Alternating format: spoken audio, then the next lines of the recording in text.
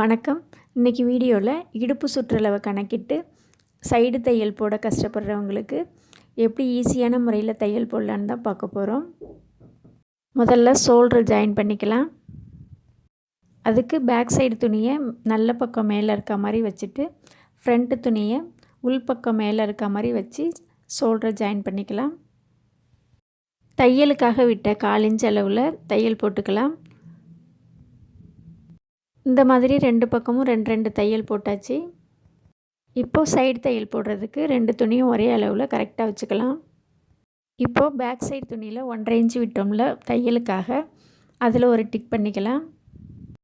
அதிலிருந்து 1/2 இன்ச்சு உள்ள தள்ளி ஒரு டிக் பண்ணிக்கலாம்.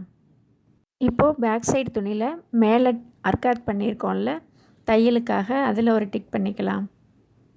இந்த ப்ளவுஸோட மார்பு சுற்றளவு 34, இடுப்பு சுற்றளவு 32.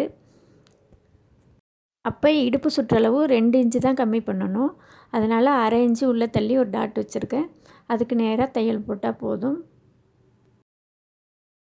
இப்போது இந்த பக்கமும் தையல் போட்டாச்சு. அதே மாதிரி இதுக்காக கணக்கெல்லாம் போட தேவையில்லை.